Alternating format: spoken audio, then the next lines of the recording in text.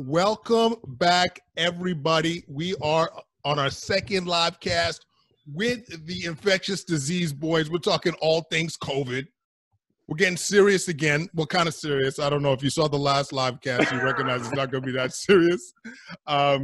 So yeah, we're excited. We're going to talk a little bit about schools. We're going to talk about what's going on down south, sports teams, gyms, everything you can think of that's recently come up in terms of COVID-19. So before getting started, I get some housekeeping things out of the way.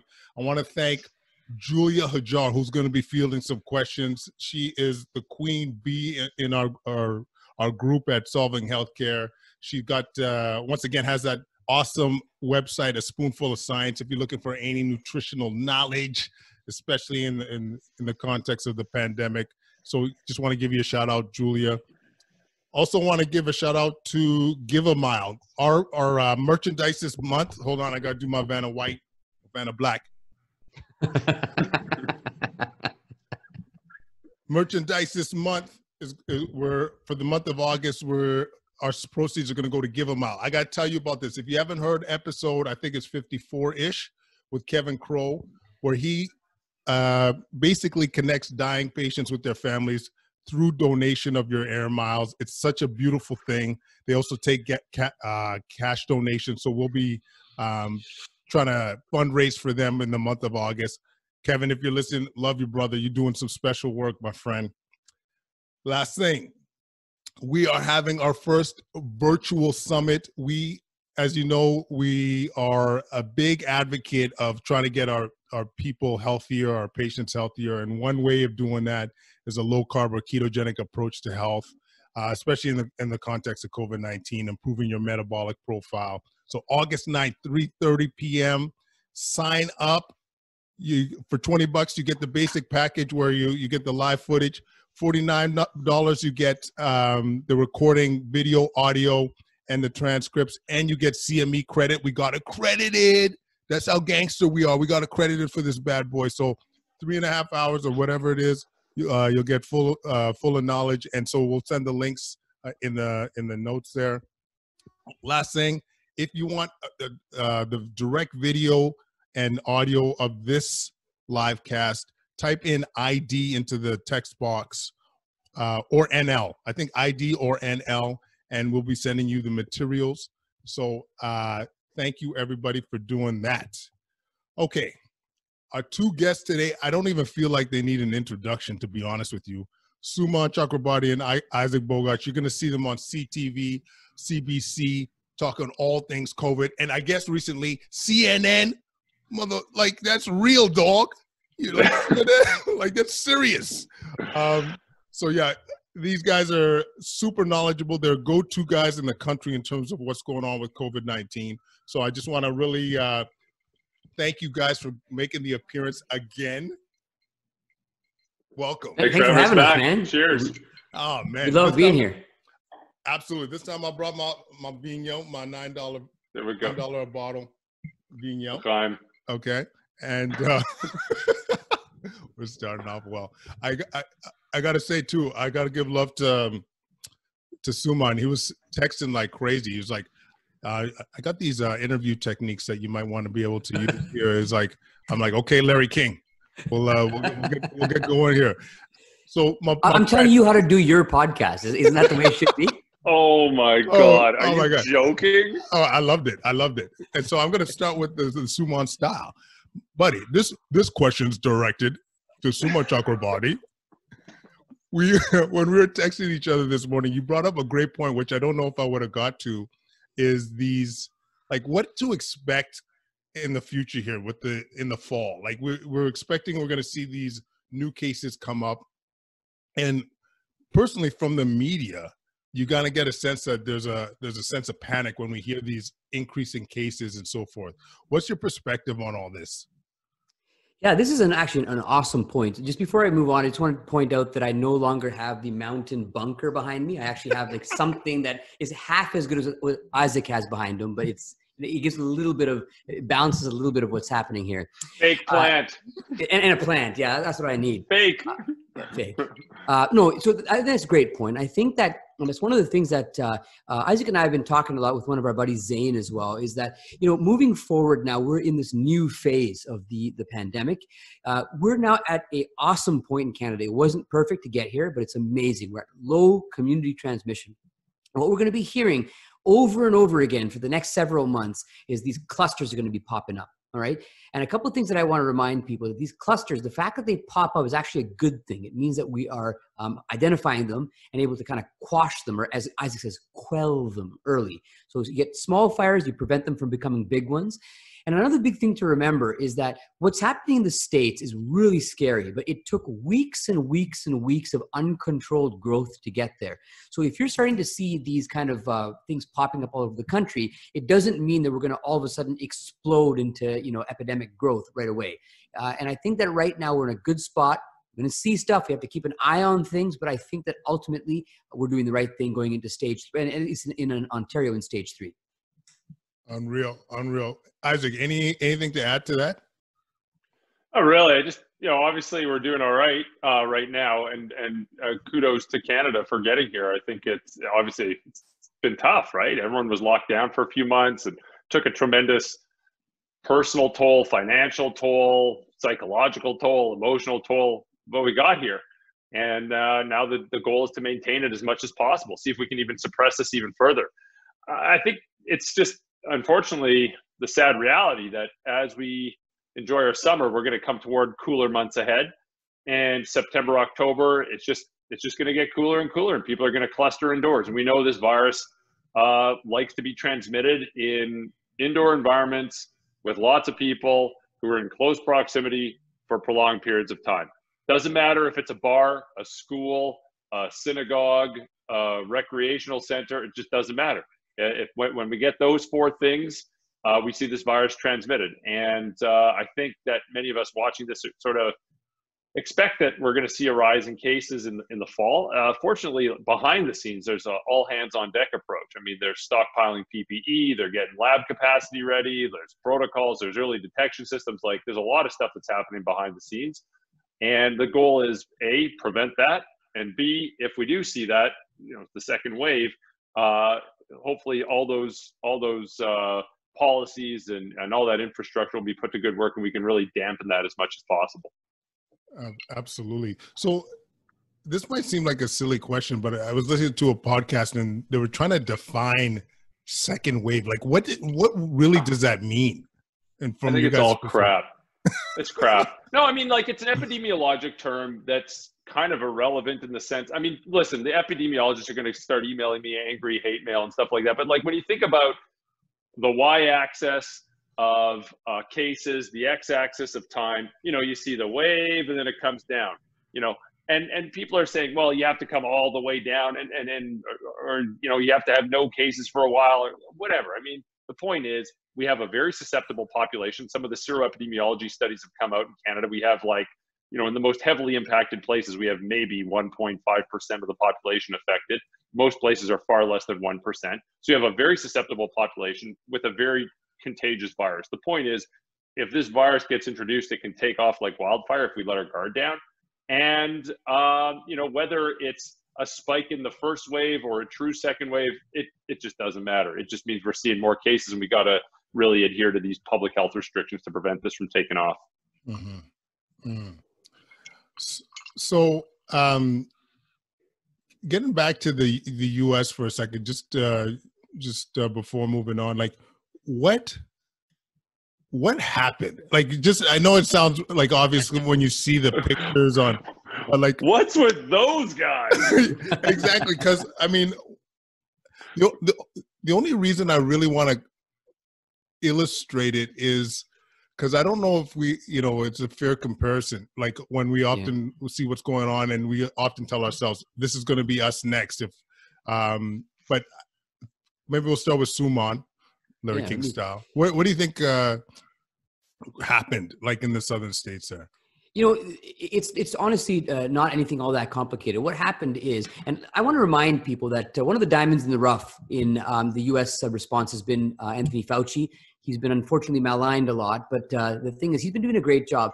And this very thing that we're doing, this kind of staged approach, where we're going from, something in slow opening, that was actually something that he and his team had initially presented to the government back in whatever it was, April.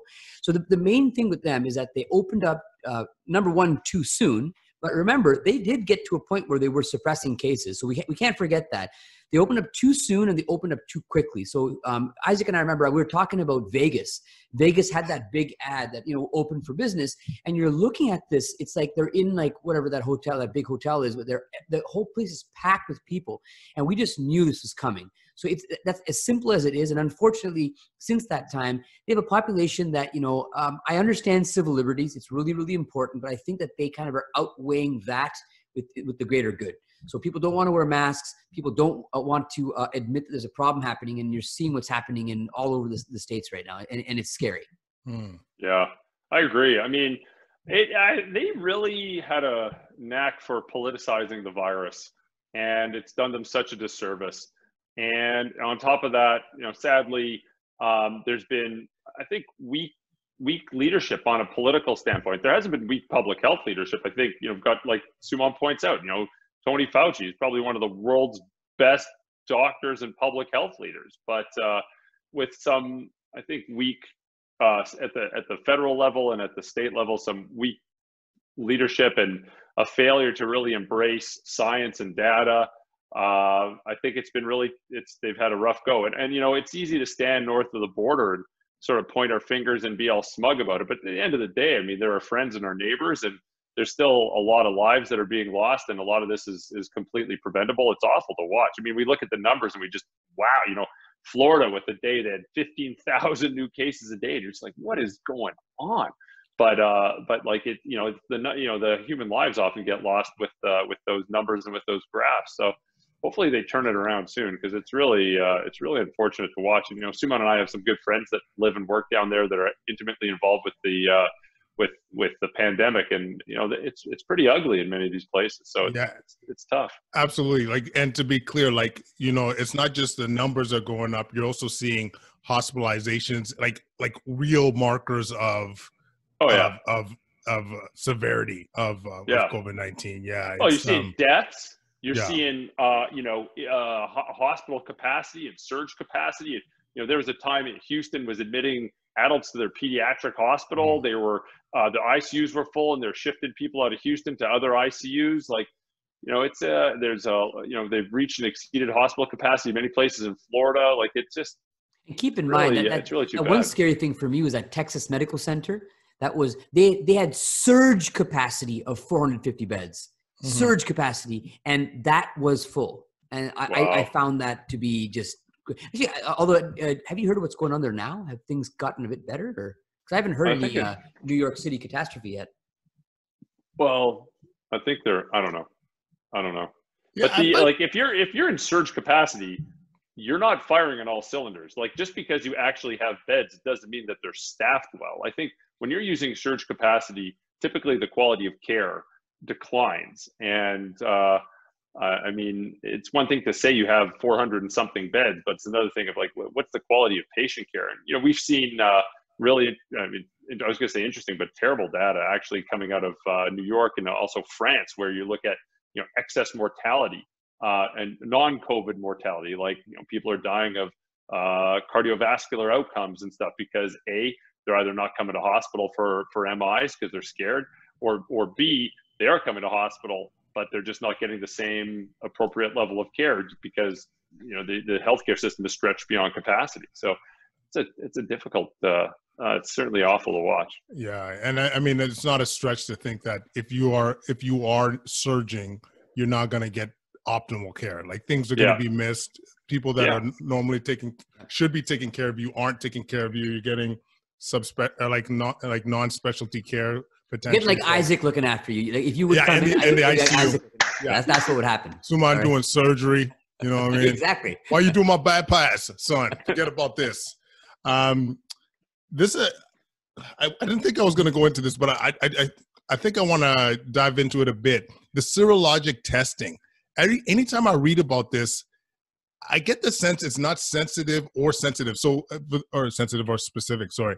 So for those that are non-medical, so I'm asking like their test to see if you've been exposed to the virus or if you're immune to the virus. And I actually took a test yesterday. They were offering for hospital staff to be able to screen. But yeah, when I read about it, you do get the sense that I don't know how accurate these tests are. Do you guys get that sense as well? We'll start with they're crap. or Isaac. Oh, sorry, Sumon. Sumon. We'll start with Sumon Chakrabarti. Start with me. Sumon Chakrabarti. I agree. You know, and I think that initially we were seeing that like there was a lot of problems with specificity actually. And the thing is that number one, there's lots of tests. I think Canada did a good job in terms of vetting which one they're going to use. There's tons of junk ones that were available that were kind of pushed through approval in the States. I don't know, you know, like they talk about the main use for it in seroprevalence. And I think that's good to see because they've used it in, what was it, Vancouver? Isaac, you were saying it's like 1.5, 2%, something like that of the population. That was Toronto. Was it Toronto, huh? Yeah, and then Vancouver was less than 1%. Yeah, it's got to be less than Van Citio. Yeah, they had It was they had a great, less than 1% of Van, and like the most heavily impacted. Yeah. Right. Well, yeah, I mean, like at an individual level, you know, I think we have to timestamp all our conversations, right? Because like what's true now could be very different, you know, 5 minutes from now. Yeah. But you know, currently, like you wouldn't do a serologic test and make individual patient level decisions based on the results of the test, just because there's a lot of false positive tests. Mm-hmm. But from a seroepidemiologic standpoint, like if you want to look at community level stuff, I think it's fantastic. There's been some really cool studies that have come out looking at, you know, for example, there's a great study in Spain. So early on, Spain was just getting pummeled with this infection in different areas, and they have some pretty good countrywide serology studies that were done, and you can sort of see where the hotspots were.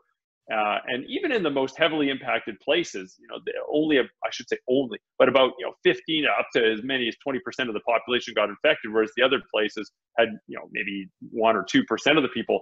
And you sort of could take away, like, there's good lessons to learn from that, because when we talk about, people often talk about natural immunity or herd immunity, and what it's going to take to get herd immunity. And, you know, an often quoted number, we don't need to get into the science behind it, but an often quoted number is about a 60-ish, 70-ish% of individuals need to be immune for there to be some element of herd immunity. But so if you think about this, even the most heavily impacted places, Northern Italy, New York, parts of Spain, like these places, Wuhan, it's only about 20% of the people that are immune. So if the virus gets reintroduced there, it's going to take off like wildfire once again, because you're not really close, you're really far away from herd immunity in those settings. So I think serology is really helpful for answering those sort of population macro level questions. But at an individual level, like you can't, as of today, you wouldn't be able to do patient level counseling saying your test is positive, you were exposed or you were infected, we just don't know. We just don't know. Yeah. No, it's interesting. I've been hearing, I don't know if this is worth jumping on too, but you hear different numbers when it comes to getting that herd immunity. Like I've heard numbers as low as it's 25%, which I don't know if mathematically, like that doesn't really make sense to me. But but you'll hear these numbers being thrown around, and I mean, I don't know what to make of it. It's like, you know, we don't know how much of our, like I have no sense locally in Ottawa how many people have been exposed, and then the whole question on are we have any level of herd immunity. I mean, getting to that 60% number, I don't think most places would be even close to that. We need a vaccine. Yeah. But you know, one interesting thing that this brings up, think about a place like New York City where, I forget what it was. It was, like Isaac said, 20-30%. You have a situation where like a relatively small sliver of the population is getting sick, right? But they're all getting sick at the same time. And they get sick to the point where you're either hospitalized or you require a ventilator, or obviously both. But the thing is, that's just kind of I think that's another big thing that I've noticed in the States is that people are often quoting the death rate. It's low, it's not much more than the flu. Maybe that's the case, but the issue is it's not about the fact that the death rate is low. It's the fact that whoever's going to die, they are all in the hospital at the same time. And I think that's the big thing to kind of, you really need to kind of stress that to people who are not on the medical side of things. That's a really good point. Like it's like putting pressure on the system when that many people are coming into hospital. We could talk the vaccine right now, actually. Any more insight or hope or optimism since we last talked about the development of a vaccine? We'll start with Sumon Chakrabarti. No, we'll start with Isaac. We'll start with Isaac. Whatever, sure. Okay, this is like my favorite topic because there's like a total rainbow and unicorn conversation. Like it's fantastic. Like it's just, there's some incredible progress on the vaccine front, right? There's about 190 vaccines under development. About 30 of them are in human trials. So either phase 1, phase 2, or phase 3 clinical trials. Of those 30-ish, I think there's like 5 or 6 that are in phase 3 clinical trials. For people that aren't down with the lingo, phase 3 clinical trials are like when you're testing it in humans and you're testing it on thousands and thousands and thousands of people because you're actually answering the question, does this work, yes or no? And to what extent will this work? You're also looking at safety as well. So you've got a bunch of and then you've got, we have like the Oxford vaccine study. We're going to have results of those phase 3 clinical trials probably sometime, I don't know, end of August, early September. We've got some great other vaccines. I'm just blanking on the name right now. Of course, might be a little Lagavulin here, but there's a couple of other vaccine studies that are in phase 3 clinical trials. He's not drinking Lagavulin, by the way. Don't believe him on that one. Oh, sorry. It's the poor man's Lagavulin. It's Bowmore. Exactly. Awesome stuff, but it is the poor man's Lagavulin. Yeah, but I mean, there's some great. There's like you got Moderna, who's entering a phase 3 clinical trial, enrolling 30,000 people in the United States. Like, there's just tons of progress. Like, this isn't a matter of if; it's a matter of when. I think the other exciting one is Johnson & Johnson just released some data recently, and they're entering some human clinical trials as well. The interesting thing about the Johnson & Johnson one is it's probably going to be, I mean, it's too soon to tell, but it might be like a 1-shot deal instead of a 2-shot deal, whereas the other ones might be 2 shots. So regardless, there's a bunch of different approaches. They're not inching along. They're like going forward at record speed, and it's amazing what you can do when you truly have billions of dollars at your disposal. Like, there's infinite resources available for this. So it's pretty impressive. Yeah. So you sound pretty optimistic that there'll be something available. I mean, it's not clear to me what the timelines would be there, but it sounds like there's progress happening. You got a sense of timeline? Yeah. Like, listen, if everything goes right, which we know it always does. So if everything goes right, we're looking at late 2020, if everything goes right. I think a more realistic option is early 2021. However, having said that, some amazing things are happening. Canada bought 37 million vials to administer a vaccine that doesn't exist. Canada has a vaccine task force that is prioritizing who's going to get it, how it's going to be delivered, when it's going to get, so there's everything's getting lined up so that there will be the lowest time interval between getting a vaccine and starting vaccine programs. Other places, for example, like the United States has something called Operation Warp Speed, where they just look at all the candidate vaccines. They say, you know what? We're going to buy all of them. We're going to just make gazillions of doses of all these different vaccines. Hey, and guess what? Some of them aren't even going to work out. We're just going to waste those billions of dollars and discard them, because if one of them works out, we already have enough produced so we can start our vaccine programs with little time delay. Like, that's what countries are doing, and it's incredible to see. Wow. Yeah, I mean, I wouldn't say I'm in the know at all, but it's pretty reassuring to know that the red tape element of things is being addressed. Like, they're trying to do their best to overcome bureaucracy, to think of ways to streamline some of these, the vaccine and the availability of the vaccine, which is unbelievable. And safety, I don't think, is going to be compromised. I really don't. I know people who are vaccine nervous or vaccine hesitant or worried about the pace of exploration. I think a lot of this was driven because first of all, a lot of the vaccines that are being produced are using pre-existing vaccine infrastructure and, safe vaccines that have already been used and implemented in real world settings, just with a tiny tweak to ensure that it's protective against COVID-19. And the ones that haven't been successfully used in humans are like newer developments. I mean, again, there's like infinite. It's amazing what you can do when money is not an issue. Like it's amazing what you can do and the research and the progress that you can make. So I think these are going to be, as safe as any other vaccine that we have. So I'm not really concerned. I mean, they're doing the phase 3 trials. What makes me nervous is two things: Russia and China. So Russia, we're hearing a couple of days ago, claims that they have a vaccine and is going to start some mass vaccine programs. Cool, interesting. There's some brilliant scientists in Russia. Like they're tremendous, but like we haven't seen any data from Russia. Like, do they have phase 1 trials, phase 2 trials? Like, do they do the phase 3 trials? It doesn't sound like it based on what we're hearing in the news. I appreciate that might not be the whole story, but like, what are they doing? You should really have phase 3 clinical trials and safety data before you start administering a vaccine. Same thing with China. I mean, China started giving this, one of the vaccines that only made it through phase 2 clinical trials, and they're giving it to the army in China. So I think that's pretty interesting as well. Like, before I'd start implementing these vaccines, you really want to see the safety protocols and safety profile of a phase 3 clinical trial, and also the efficacy as well. So, I mean, it's a little shady, I think, but maybe it is, and maybe we just don't have all the information. But based on what we have, it doesn't seem like the best approach. And Sumon, you feeling as optimistic as well, like in terms of the progress with vaccination? Yeah, like my thing with the vaccination is that it is really, really remarkable to see all these people working together. You have all these resources. It's happening at a breakneck speed.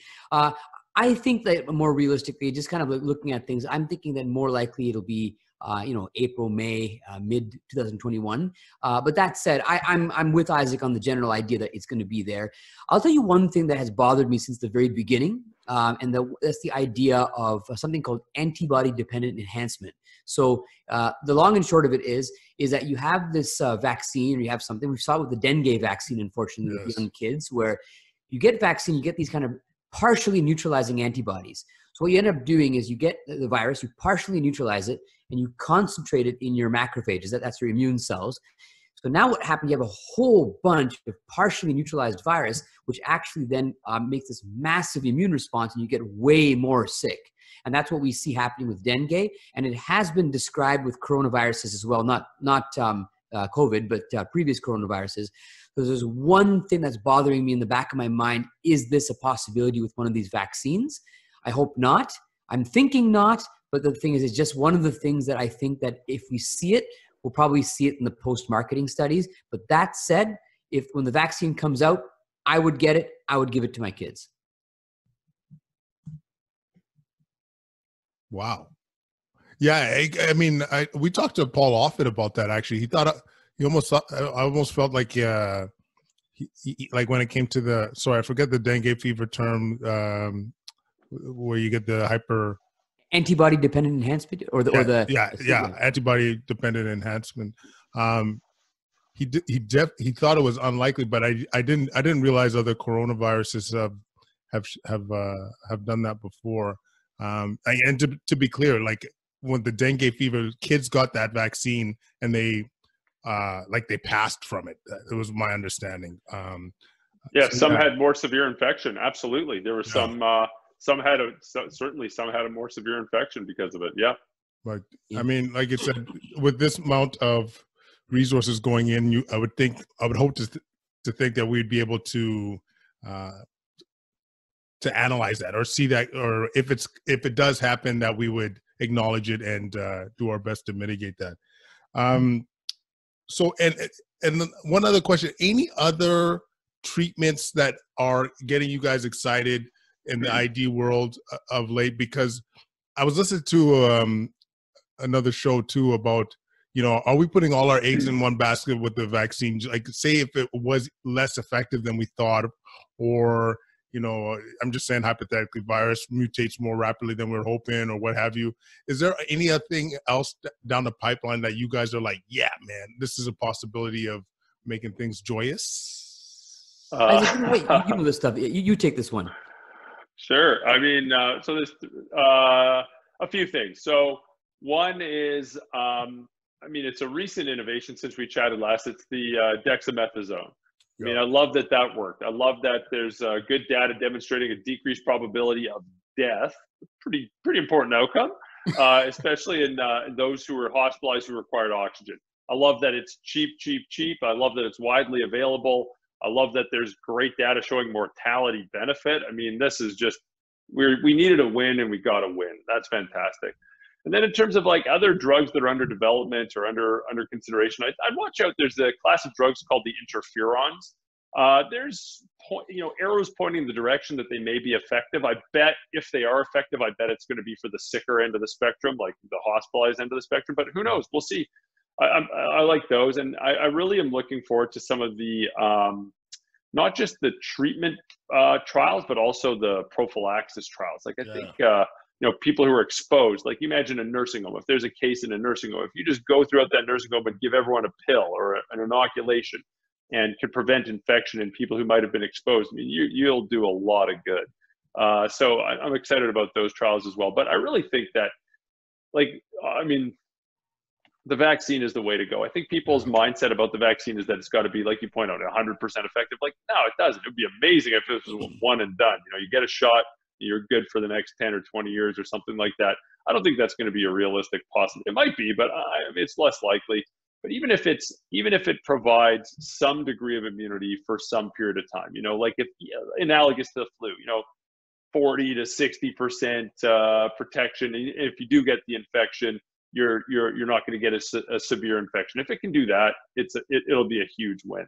So it doesn't have to be perfect; it just has to be good enough that'll turn this from a deadly disease in the elderly and those with other underlying health issues to something that's far less deadly. I think if it can do that, we will be able to at least start that slide on our scale back to normalcy. Nice. Because Sumon, I don't know if you caught that. I don't know what they call themselves. I had a couple people send me the video of the hydroxychloroquine, like, I don't know what you want to call them. There was a woman. The rogues. The rogue physicians? Yes, the rogue physicians. Oh. Yeah. What's going on there? Like, so, because last time I checked the hydroxychloroquine data, I thought we were pretty happy with saying that it's ineffective and in fact maybe harmful. But yeah, I don't know if it sounds like you got a chance to catch that action. I did catch that, and there's something that I've noticed, and this is something that goes back to what we were talking about with the what's going on in the States. And I think that we're always going to see this fringe on social media. Social media has unfortunately polarized discussion and amplifies the fringes. And it's interesting, if you see what was happening with that hydroxychloroquine thing, is that it kind of brings up that conspiracy theory. It's that this thing works. It's easy, it's cheap, but we're keeping you from having it. Listen, if hydroxychloroquine worked, that would be amazing. It's so available and it's cheap as anything. And the thing is, it's relatively, not completely, but it's relatively safe. And I don't understand what people would gain by saying that it doesn't work. But I think that it's interesting. It seemed like it was almost coordinated. It's like, we're going to put this video out, and then you're going to have somebody saying that people aren't listening to us, we can cure people. And the thing is that I think the one thing that really works is that they talk in such certain terms, right? Yeah. None of us ever talk in terms that are certain, right? Even with dexamethasone, it might help you if if you're somebody who's on oxygen and you're kind of not sick, right? You know what I mean? But the point is with this, they say, you know what? I have 300 patients. I gave them hydroxychloroquine and azithromycin, and they got better. And you know what? That kind of message really, really resonates with people. And I think that when I saw that, I was like, oh my God, here we go again. And I don't know what the purpose of that is, but it certainly has kind of brought that back into the forefront of the conversation. Yeah. No, it's like, what do you gain by that? Like, for real, like, what does an individual or society gain by that? Like, there's awesome data, like, how all data isn't created equally. And we have some great prospective, randomized, blinded clinical trials, like the highest caliber data demonstrating that it doesn't work. So, like, I don't quite understand what we're doing here. Why must we have this conversation once a month? Why does this keep coming up? Like, it's just, we just focused all this energy on, hunger, poverty, finding a cure for COVID-19, vaccines. Like, we could do a lot of good things if we just, like, think about the collective hours, the collective hours that are spent trying to debunk this bullshit. Like, it's insane. Yeah, it was. And the other thing that you always gotta get nervous about is when they start throwing down their credentials before they say anything. Do you know what I mean?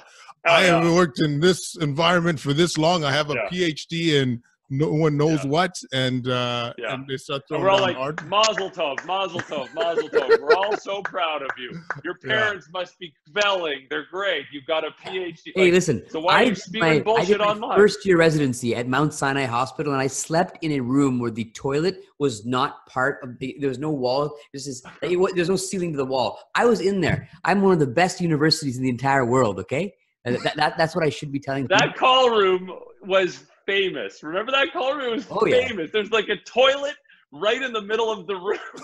And there's a wall. Like the wall, but no ceiling. They fixed it because I think it like wasn't up to code, or like the resident union complained. It was just like, and you'd have that call room and people would just like come in to go to the bathroom and be there like, I'm here, guys. Like, oh man, it was so bad. It's funny. I feel like every hospital's got the room. We had this one. Trying to make this story short, but one of the call rooms was roasting hot at the Civic, roasting. And one of a colleague of mine, he's sleeping with his shirt off because it's so hot. Code blue on the 5th floor. So he gets up, just beelines it to the 5th floor, realizes halfway up there that he's got no shirt on. And he's like, do I go save a life or do I go get my shirt? So he goes in the room. He's giving CPR with topless. Oh my God. Everyone's like, what the hell? I think one of the key things we got to talk about, because this is probably the most pressing, or the thing I get asked about the most, was kids going back to school. What we should do. You get the sick kids, Cats at Sick Kids coming out with a statement locally in Ottawa. A CEO of our children's hospital, Alex Munter, is like, they need to go back. We need to be smart about this. None of this half day approach, or like this half virtual approach. They need to be back properly. From you guys' perspective, what do you guys think? Like, what if you guys were king for a day or month or whatever, how would you approach this kids going back to school? Sumon Chakrabarti. Oh, I'll take this one. I have kids in school. No. Honestly, though, I think that this is an amazing quote from a guy named Dr. Michael Ryan from WHO. And he said something a couple of days ago, maybe a week ago. The best thing we can do for our kids in order to make things safe, and it's actually safety all over the community, is have low community spread. And that's where we right now are at in Canada. If you have low community spread, it's better than physical distancing, it's better than hand washing. And by the way, I'm not saying to not do it. You still do it. I'm just saying that it just makes the risk of everything so much smaller. And I think that I tend to agree. Like, I was looking at this report. It is a thankless job. It is really, really complicated. And it's something that involves, the nearest and dearest things to us in our lives, which is our kids. And I think that, kudos to the Sick Kids group, and, also CHIO, they put out a couple of statements as well. So it's going to be tough, but I agree overall that you need to have the kids back in school. There's things you can do to mitigate the risk. And I also understand that you can't keep going back and forth between kind of a hybrid and then full school, because you have parents who are working. That is just going to cause havoc, right? But that said, there are risks. We have seen that kids tend to be, I'm going to be careful with my words here. Kids can get the infection. they can spread it as well. But overall, the risk is smaller. It's just there and you have to consider it. There's also the big idea that, we're not in peds, any of the three of us, but kids are so different, whether you're 4 years old versus if you're 14 years old.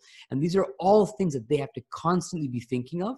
So I saw a lot of people upset that we're not recommending, or not we, but the peds aren't recommending masks for 6-year-olds. Like, how would you do that, right? You have to be pragmatic about things.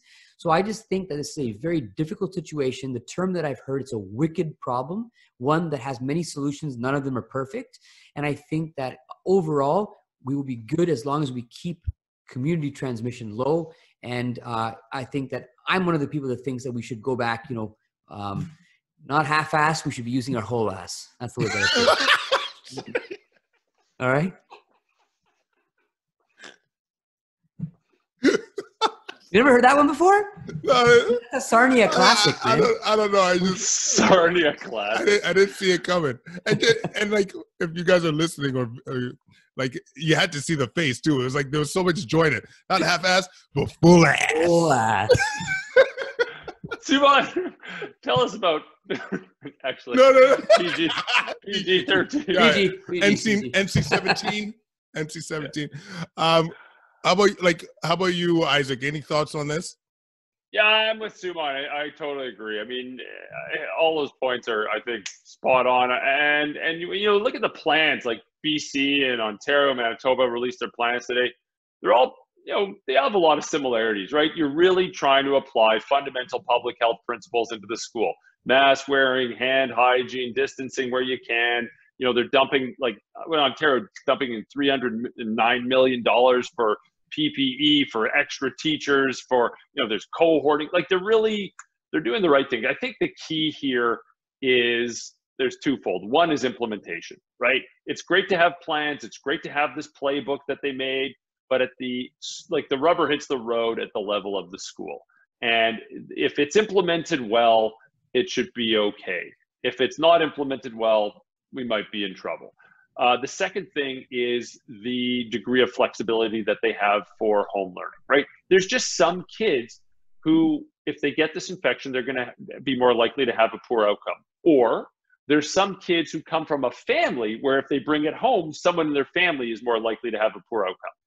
All the programs that I've seen have a ton of flexibility for home learning, e-learning, all this online stuff. That's great. You got to have that. You got to have that flexibility. But like Sumon says, suppressing community transmission is like the number one priority, and then the rest is gravy. I mean, they'll find ways to implement these public health measures in the school, and I totally appreciate that. Like, it's going to be hard to get kids in grade 1 to stop picking each other's nose and eating it, right? Like that's just going to be hard to do because I'm told that's what kids in grade 1 do. But or you, right? But you can hand out masks, and obviously grade 4 and up are gonna wear them. But you can at least try. And some of the younger kids, appreciating that many aren't going to. Teachers and ancillary staff can wear masks.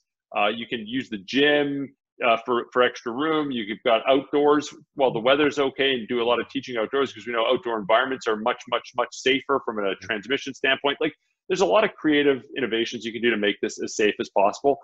And of course, it's not going to be perfect. There's some people that can't go back, and there's flexibility in the system to accommodate for that. So I think in general, I think they've done a good job. Are you going to make everyone happy with something like this? No, not at all. But I think this sort of version 2 that they've come out with is rather good. Yeah.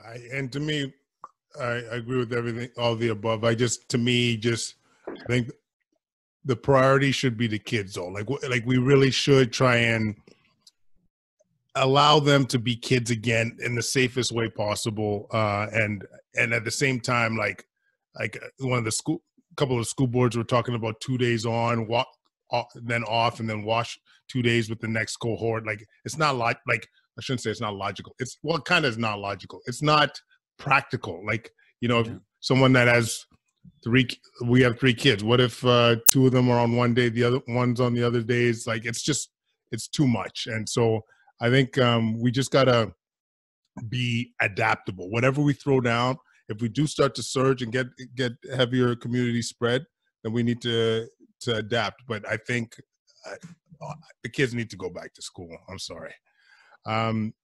Last kind of topic before we throw down some questions. I'm interested to hear you guys' perspective on masks. And so full disclosure, I initially I thought it was odd that at least in Ottawa, we were having there were some days where we were having no transmission at all, no positive tests. And we were going into phase 3, and they were putting mandatory masks in indoors. And please continue. And I was like, what is I don't get it. And part of the problem that I had was,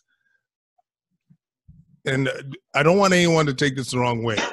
I'm going to... No, continue. I love where this is going. I love where this is going. You know why? Pause for 1 second. Okay. Because 3 of us can be open-minded and have a civil discussion over this. Whereas you can't do that in every setting. Whatever you say, I'm pretty happy with whatever direction you go in.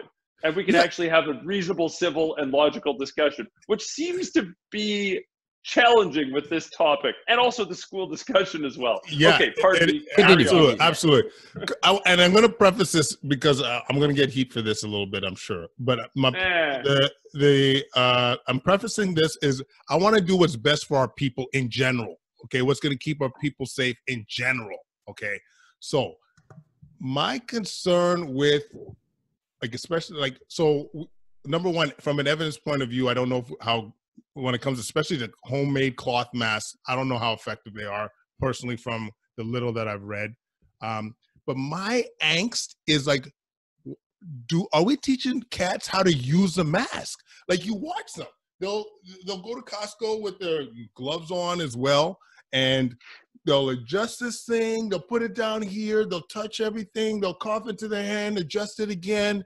I just don't know if, when you say everyone's got to wear a mask indoors, I just worry that without the education on how to use the mask properly, isn't there the possibility that it could make things worse? That was in the back of my mind.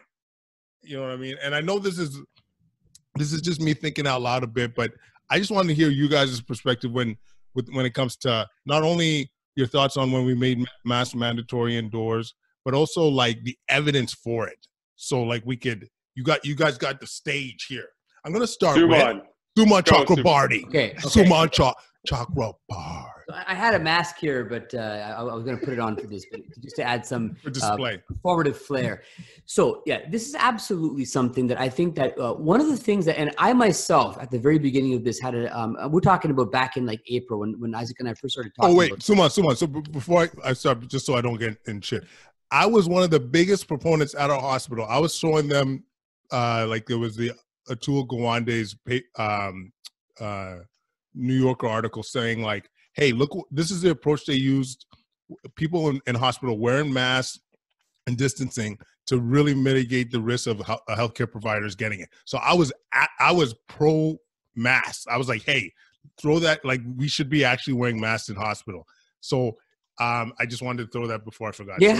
So, to catch it. Yeah. And so first of all, I agree. And I'll put that out there as well. I think masks are definitely for the hospital. It makes sense. In certain high-risk settings makes sense, especially indoors where it's very difficult to physically distance. But I agree. The problem with this is it's a very, very nuanced topic. And we always, whenever we talk about this, we always bring up Thunder Bay, Ontario, or Kenora, Ontario, or Pickle Lake. You have places where they haven't had any cases, some cases, or they haven't had cases in weeks. And to make a mandatory mask protocol there where you already have essentially suppressed or absent community transmission, it doesn't actually make a lot of sense, right? But I understand it's difficult because this is, you're looking at this thing, you have to make a different recommendation depending on where you are. The other problem with the mask thing is that I think that there's a lot of leaps of faith, and people were very willing to go from, an assumption to what you want to do in practice. Okay, so the thing is, mask, well, you know what? We know that, look, when you cough, nothing much comes out, so that must mean that it protects everyone. Let's have everybody wear masks, right? So that's what I think, that the conversation is nuanced, and nobody is saying that masks have no role. I just think that when we try to talk about masks having role in a certain place, you get shouted down by the unfortunate, the politicization of the whole thing. So when I go out, I think in Mississauga, we were one of the highest hit regions in the country. And I think that wearing a mask when the community transmission was high, especially indoors, makes a lot of sense. But in other places, it certainly didn't. And I think that the best thing is you make something where wearing of masks is normalized. You want to wear one, you do it. And the thing is that if you're not wearing one outside, nobody should be shamed for it. And I think that in certain things that if you're getting your teeth done, going to the dentist, you're getting your hair done. You did. You're going to get your hair done. That makes sense because, as Isaac mentioned, you are in close proximity to somebody for a long period of time, right? So those situations make sense. I think that the big issue is we should look at this in a nuanced way and have open discussion, as opposed to the kind of like rah mask or rah anti-mask that you see down in the States. Yeah, I like that. I agree. I mean, a lot of the points I was going to say have already been touched on. I think, like, at the end of the day, if you're in a high risk setting or a high burden setting, or even in a moderate setting, you're going into an indoor place, you put on a mask. It's as simple as that. I really think it's a very reasonable thing to do. It's the right thing to do. It's the smart thing to do. It's pretty simple. But people are calling for like blanket mandates across the country, and I thought that was a little ridiculous because there is such a regional variability in this infection. Yeah, I get it. People travel, people move, but I think the mandate is kind of like the last bullet you have in your gun, and there's a lot of things that you can do before you mandate masks. I kind of like Alberta's approach, where they're through July, they've given out something like 20 million masks. They gave them out at drive-through restaurants. They gave them out at homeless shelters. They gave them out at populations that were at greater risk for having this infection. They're like normalizing mask wearing. They're showing people how to wear them. It's just a smart approach. And I think if we did that across the board, you're going to see more and more people wear them, more and more people do the right thing, especially if you see cases climb. And again, if you have very low levels of transmission in a community, I personally, I don't think that mandating masks is the right approach at that point. But of course, if you're in a Florida or an Arizona type scenario, that's terrific. It's probably helpful. And again, it's one tool in the toolbox. And there's, of course, we have to remember that it's not, the masks are really on the totem pole or on the pyramid or whatever we're calling it. It's kind of like the least important rung. Like, it's the physical distancing that's really doing the heavy lifting. I think masks certainly can help, but I think they're sort of the least important. I like what Sumon also said about making these leaps of faith. Like, at an individual level, like, no shit, they work. We've known this long before COVID-19. You put something over your mouth and nose and you're coughing, you're just going to spew less virus into the surroundings, be it influenza, respiratory syncytial virus, doesn't matter. But the key thing here is making those magical leaps and those jumps from individual level data to population level data. And of course, as Kwadwo, as you pointed out, you see a lot of people not wearing them right or touching their face. And it's just, you can't, just like you never make the magical leap from something that works in a test tube to something that this will be a great cure for people because it works in this test tube. You can't make that leap from human to population. So I think I don't have problems with mandating masks where there's like significant transmission in addition to when other public health measures are taken. But you're not going to mask your way out of a pandemic. I think you clearly need several other important public health interventions as well. But I mean, I like the normalization approach and take. I think there's a softer approach to this rather than mandate. But listen, like, at the end of the day, I have the total respect of our public health authorities at the local level, at the provincial level, at the federal level. And, you know, I was in Toronto talking about mask mandates and how I just didn't think it was the right thing to do at the right time. Our public health leaders and political leaders said we're mandating masks. Awesome. I'm all in. I totally respect that decision. Like, we can also have normal adult conversations about normal adult topics and not have temper tantrums like we're seeing some people do for masks, against masks, and fighting in Walmart. But I gotta say though, the couple of things that I would add to that, like the one thing that also made me change my perspective a bit was, hey, we're going into phase 3 at most places. We're opening up gyms and so forth. Knowing that if you're gonna add something that's gonna mitigate risk too, that made sense to me a little bit, you know, like, but it wasn't being verbalized that way. I don't know if that's just my deduction or that's the way they felt, but that to me, at least, hey, we're opening things up more. Add this added barrier, no pun intended, pun kind of intended. Maybe this will help reduce transmission. The other point I like is the normalization. I honestly, because you know, you go to Walmart or whatever. I don't know why I'm picking on Walmart. And someone's wearing a mask, someone's not wearing a mask. You kind of feel awkward. Or should I be wearing one? Should I not be wearing one? Like normalizing it, I think is a fair point. And then the other one that I liked, I don't know if you remember this, Isaac. You posted this one about, so in Kingston there was that I don't know, the nail salon. Outbreak at the nail salon. Where they weren't. It sounded like they weren't. No one was wearing. Well, maybe they were wearing masks. I don't know. It sounded like they weren't. And then you posted this one where there was 2 positive of people at I think it was a hair salon. Hair salon, yeah. And they were wearing masks, and the patients or the patrons were wearing masks. Right. And nobody got got COVID. Amazing. And I was like, you know what? This is. I mean, I'm sorry because I'm not as read up as you guys, but this is like something that I could like understand. This is something like that, like is to me, you could put 2 and 2 together there and say like, okay, now we're talking. So I thought that was a great little send off. Actually, remember with the mask though, there's an equity piece too that we didn't discuss. Yes. Right? If you're mandating masks, yes, you have to let people interact with the world around them. You cannot restrict people from interacting with the world around them. Public transportation is for everyone. Public parks are for everyone. Public buildings are public. They're for everyone. If you're going to mandate them, you give them out free of charge so that people can interact with the world around them. Some people can't afford a mask. Some people can't make a mask. So, for example, the TTC, Toronto's public transportation, is giving out 1 million masks for people so they can ride the subway or the bus and they won't get booted off if they don't have a mask on. Like there's an equity piece that has to be spoken. With those mandates comes an equity piece that is extremely important. Yeah, and straight up, if you're going to be serious about it, give them out. You know what I mean? Damn right. If this is where you want to play it, if this is where you want to play it, let's go. Give them out. Make sure that everyone stays safe.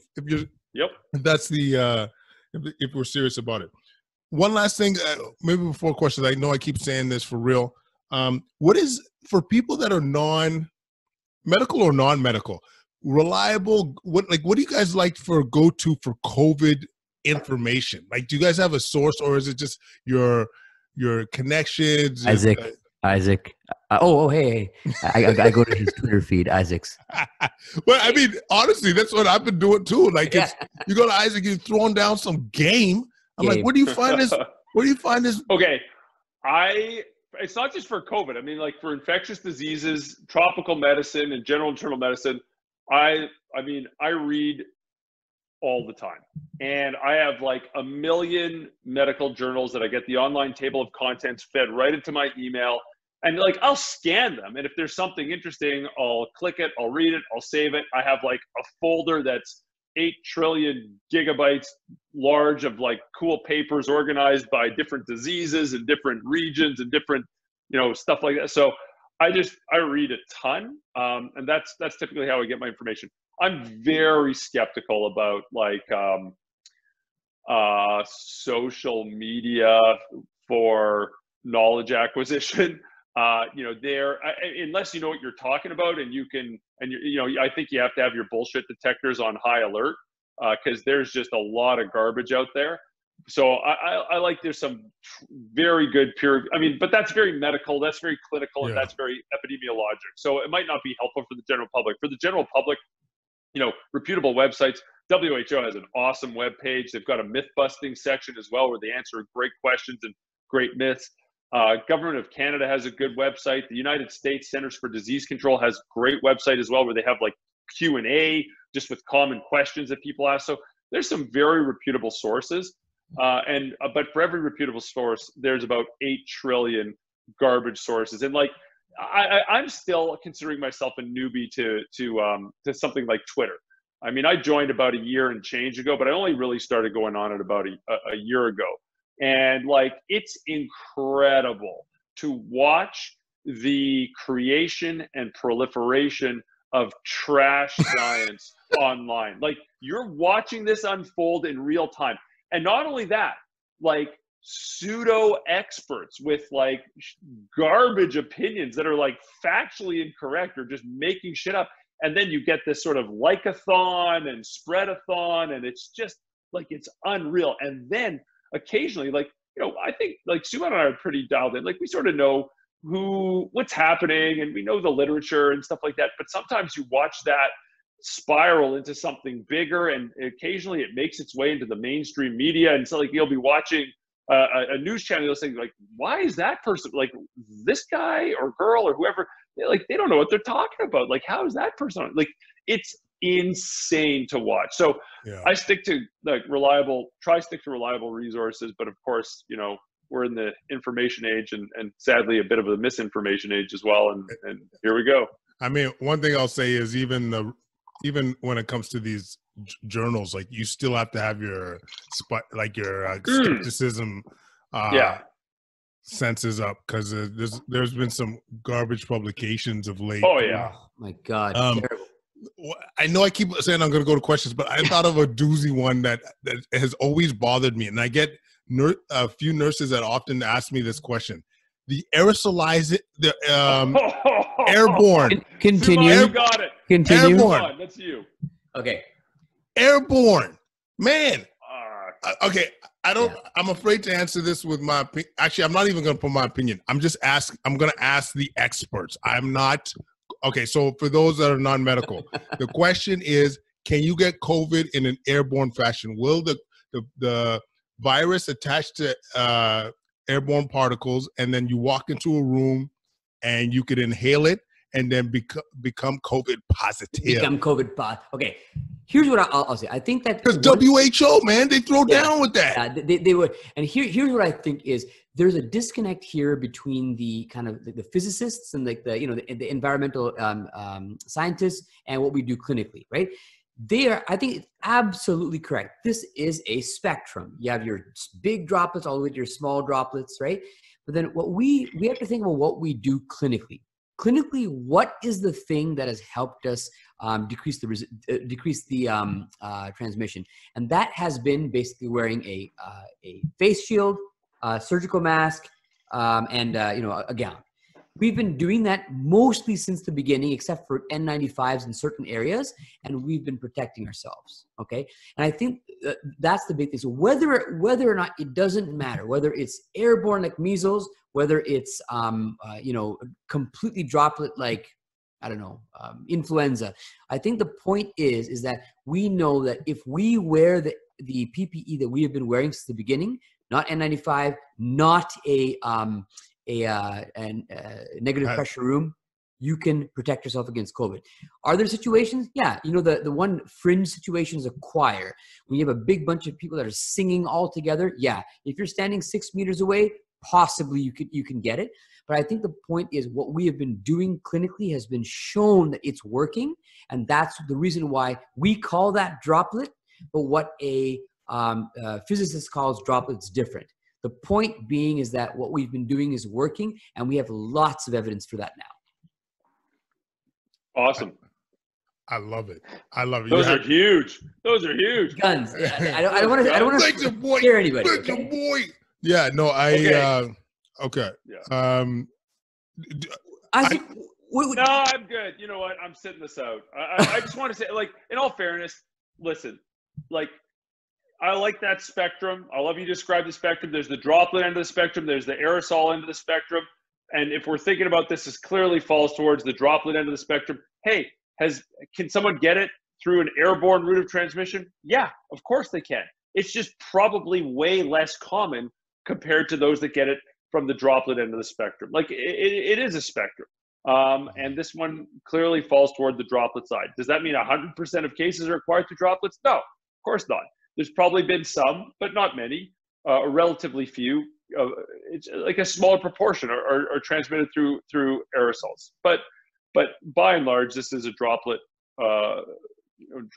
This is a droplet transmitted infection. And when we use droplet precautions in the hospital, we're protected. Like, we're wearing surgical masks and eye protections and a gown and gloves, and we're not getting this infection. If you have that PPE and you use it appropriately, you're going to do just fine. Whereas let's contrast that with measles, right? Measles is it has what is it, an R value of like 12 or something like that. The point being is that if I walked into a room with somebody with measles and, I wasn't wearing everything and I didn't have a negative pressure room in a N95, I would get measles. Well, I'm vaccinated. I promise you. I'm not an anti-vaxxer, but the point is that it's that is not the case. It's clearly not the case with SARS-CoV-2, the virus that causes COVID-19. So. Okay. I've been delaying the questions because we've been having hot topics, but a couple things before going to the questions. You want the content sent to you. You want to see this video and the audio, put in ID into the text box. It'll come at you in full effect. Once again, giving props to Julia, who's helping out tremendously with her social media presence and also her awesome site, A Spoonful of Health. Thank you for coordinating all of this. And once again, August 9th, ketogenic and low carb approaches to health. Looking forward to y'all connecting at the conference. 3:30. It's going to be awesome. Ivor Cummins, Joy Kitty, and Dr. Paul Mason.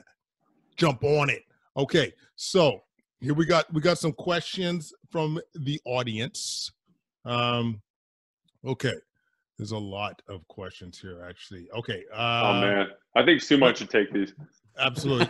Okay, we got 15 minutes, so I'm going to try and fly through. If you agree with the answer, just... Should we do rapid fire? Yep, let's do rapid fire. Rapid fire? Okay. Let's do it. A teacher friend of mine wonders about efficacy of face shield versus mask. Actually, I saw this a lot in Quebec. People would just go face shield, no mask. I got it. Okay. I love it. I love it too, actually. I think, like, intuitively, yeah. I mean, so I don't know. They've never been rapid fire. They've never been studied head to head. I'm sure those comparisons will be done. I think the key point in community settings, we're not talking about medical settings, cover your face holes, okay? Doesn't matter. You got a mask on, great. You got a face shield on, great. Just put something on and wear it. Now, some jurisdictions say we want masks. Okay, wear a damn mask. If you're not in one of those jurisdictions, you can do whatever you want, but just put something on. Some people feel like they can't wear a mask for whatever reason. They might not be able to wear a mask. Put a face shield on. Even if you're in a jurisdiction that says you have to wear a mask, I don't think anyone's going to give you a hard time if you say, you know what, I've got a medical problem. I can't wear a mask. I'm wearing a face shield. I don't think anyone's going to give you a hard time. The reasons I like face shields, they cover the eyes in addition to the nose and the mouth. They're more comfortable to wear. And verbal and nonverbal communication are much easier with a face shield. So I really like them. I think there's a lot of good reasons to wear them. And in a community setting, I wouldn't split hairs about mask versus face shield. As long as you got something on, I think you're doing something right. And that's all I got to say about that. I love it. I mean, intuitively, I agree with all of the above. Just Cobra Commander it. You'll be fine. Do you guys think we are largely underestimating the amount of asymptomatic people who are COVID positive? I don't mean to be a jerk, but can I take that one? Yeah, it is one. Yeah, all the rest. Okay. I don't know the answer. Okay. we have screwed up asymptomatic transmission from the very beginning. This is a pain in the ass because we haven't defined it properly. It should be pretty easy to define. Asymptomatic means no symptoms, but the way the studies have been done and how they've been done has really poorly studied this. I would say, even though you're reading in some studies 40% and 30% and 20%, I would quite frankly say that this is still unknown because we haven't done a good job studying it. And you know what, Mike, I could be wrong. Prove me wrong. Oh, maybe I'll be wrong. I don't know. I'm just open-minded to the data that comes in. I think when this is studied more vigorously and we truly ensure that we're looking at asymptomatic people, not mildly symptomatic people, not people who are pre-symptomatic, who have no symptoms, and then go on to develop symptoms. I'm talking about people from the time they get the virus to the time the virus is gone, they have no symptoms whatsoever. I think when we study that population well, I bet that we're going to find two things. Number one, it's a lot smaller than we think. Number two, they're not involved significantly in driving the pandemic. Hey, that's just a thought. I'm totally open-minded. I could be wrong, but I just suspect that when we have that data, and it's good quality data, and if they're truly asymptomatic people, not like the studies that we've seen that have mega problems, I think we're going to see this. Because there are small studies where they've really done a good job in taking a clinical history. Who would have thunk? Who would have thunk taking a clinical history is that hard? But it is. It's a learned skill. And you've got to do it well, and you've got to follow these people longitudinally, not just at a single point in time to say, oh, your test is positive, you have no symptoms. That's not good enough. You can't do these cross-sectional studies. So when we study people with a good history and we study them longitudinally, there's been a few of these studies, and in the very few studies that we've seen that have actually done that well, the asymptomatic component has been a lot smaller than what it's purported to be in other studies. So I just have a feeling that when we're talking about this 2 years from now and looking back, I think the asymptomatic component is going to be smaller than we think it is based on the data we have available now. That's all I got to say about that. Forrest Gump over here. Good answer, man. I like that. I like that. That was, yeah, I agree. It was fresh. Jumbo shrimp, fried shrimp, shrimp. I love you, Jenny. Where are we going? When do you think we'll have adequate rapid testing? Essentially, that's the question. Is there any signs that loser one, Sumon? Yeah, question for Sumon Chakrabarti. Question for Sumon Chakrabarti. You know what? To be honest with you, like there are certain areas where it's been used, and they actually tried to use it here in Canada. The rapid testing, they had a huge problem with the swabs. But I haven't heard anything from the Cube since that time. But I think that at some point going forward, like we're going to have it. It's going to be widely available, especially kind of more for your focus settings, especially, going out into remote communities is definitely going to be available. But right now, nothing that, to my knowledge, that is widespread. And I think that, right now, I will say one thing is that we had a problem with diagnostics here in Ontario. And then I think we have rapidly been able to kind of correct that. But I think the next stage will be to do exactly what here is, like a point of care kind of test, possibly not with an NP swab, but like a saliva sample, for example, something that is really good and works and has good sensitivity. The first ones that I've been seeing the results of, the sensitivity is not so good, but I think that that's something that could be perfected. That's exciting, and I hope it's coming quick. Were you guys aware of any of the data of when the kids went back to school in Quebec, like in terms of were there any increased transmission or kids that got sick, hospitalized, or anything along those lines, or any, not necessarily in Quebec or any of the, trying to think, any places where, I guess BC let their kids go back to school too. Yeah. Any of that come down your pipe? Oh, there's a couple of things. Like, this is always a very contentious subject. And, people talk about different data from different countries with going back to school. There's a Finland-Sweden comparison and looking at younger kids versus older kids. And, a lot of the data points in the direction of the younger the children, maybe the safer it is. But there's holes in that because sometimes younger children can get this infection, but they don't really manifest symptoms, so they're not actually tested. So they might go undetected. There's the well-documented Israel saga where schools were significantly involved with amplifying the infection, and Israel actually had their epidemic under terrific control, but it was in schools and it was amplified in schools, and now they're actually, of course, nothing stays localized. It moved out of the schools into the community, and they're having some significant problems now. Korea just came out with some very interesting data. Again, it's not perfect, but the theme is older kids were more involved with transmission compared to younger kids, but that's not perfect, and people are going to send me hate mail for saying that. I'm writing you right one right now. There we go. So like there is, there's a growing database, but I think the fundamental principles, like Sumon pointed out earlier, kids can get infected, kids could transmit the infection. And it's, sure, we can split hairs and talk about efficient transmission and symptoms and stuff like that. But if we go by the fundamental principles that kids can get infected and kids can transmit it, and then you think about putting 300 of them into a box and shaking it up, so you're gonna transmit this infection. It's gonna spread. It can easily spread in a school setting. So I think the key is, we really have to implement these fundamental public health principles in the schools, such that if it is introduced, it's just less likely to be transmitted from kid to kid or from kid to teacher. For real. I think this might be a good last question. Sumon. Any data on occupational transmission in the hospital? I mean, I think it needs to be more specific. I can give a general answer. Okay, yeah, if you want it, if this is good enough for you. This is actually something that Isaac and I have had some interesting discussions on. So there is an interesting thing. So I don't have the exact numbers in my head, but one interesting thing is across Canada, there were lots of healthcare workers that have been described as being infected in all across. So this is all across the spectrum: docs, nurses, personal support workers, et cetera, et cetera.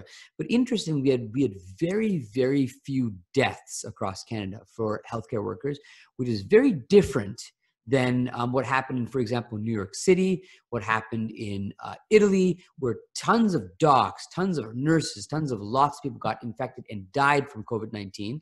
Now, on one hand, you could think, okay, well, maybe this has to do with, maybe it was just, the numbers of cases. But I wonder, and I think this is an interesting thing that we're going to learn later on. I wonder where the inoculum of infection has something to do with the severity of disease. And what I mean by that is, that back in Italy and in New York City, they were having big time PPE problems, right? So you had like these people going around with crappy PPE and seeing one patient after another and getting exposed. And I think that has something to do with how sick they were. I can't prove it, but that's what I think is going on. But across Canada, lots of healthcare workers involved. A couple died. There was a handful that died, but nothing compared to what we saw in other places. Yeah, certainly the personal PSWs that there seemed to be. There was a few cases that you would see in the media in terms of whether they're, I think, mostly in nursing homes and what have you, but. Yeah, I always wondered about how well they were being protected. But that's a great point, though, Sumon. We are at 8:28. I think this is all the time we have.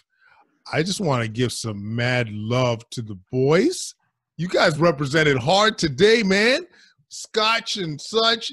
There was some tough questions in there too. Schools and masks, we got a little bit on the raw side of issues that, that are political and divisive.